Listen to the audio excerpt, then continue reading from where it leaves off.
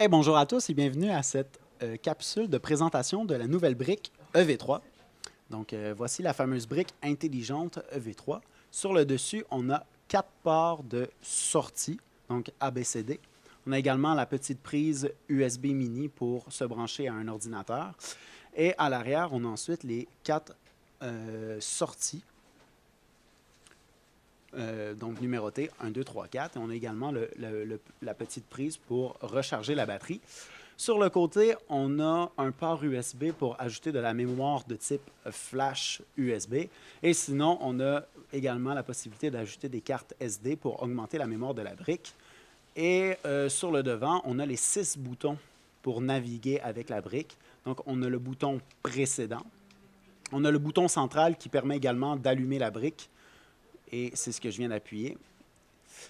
Et sinon, on a les boutons haut, bas et droit-gauche pour pouvoir justement naviguer à travers la brique. Et là, il y a la petite prise ici pour se brancher à un ordinateur portable.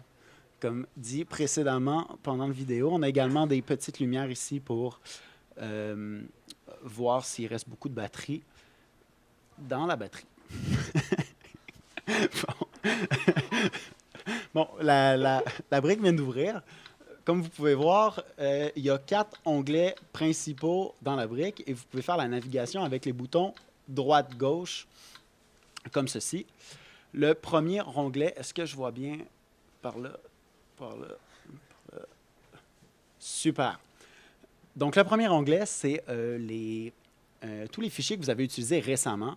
Vu que j'utilise une brique qui est complètement neuve, je n'ai aucun fichier qui est présentement utilisé précédemment. Donc, je vais aller au deuxième onglet, qui est les fichiers qui sont enregistrés sur ma brique intelligente. Lorsque vous allez programmer un fichier de programmation et que vous allez l'installer sur la brique intelligente, c'est ici qu'il va se retrouver et vous allez pouvoir naviguer avec le bouton haut droit pour aller sélectionner votre bon projet et ensuite sélectionner l'action que vous voulez que votre brique effectue. Si vous continuez à droite, vous avez plusieurs actions que vous pouvez directement effectuer avec la brique. Par exemple, vous pouvez directement voir qu'est-ce qui est plugué à la brique. Présentement, je n'ai rien de plugué à la brique. Je pourrais également rajouter dans le port A un moteur avec mes 3 mains. Et là, je pourrais directement, avec la brique, contrôler un moteur avec, dans le troisième onglet, le Motor Control. Et c'est le genre d'opération que je peux faire là, avec le troisième onglet.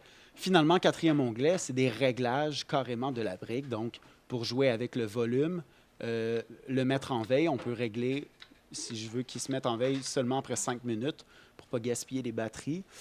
Sinon, il y a possibilité de se connecter de manière Bluetooth, Wi-Fi à la brique. Et sinon, on a les informations de la brique, notamment de la mémoire qui reste là sur la brique et le nom de la brique. Donc, voilà pour la présentation de la brique intelligente.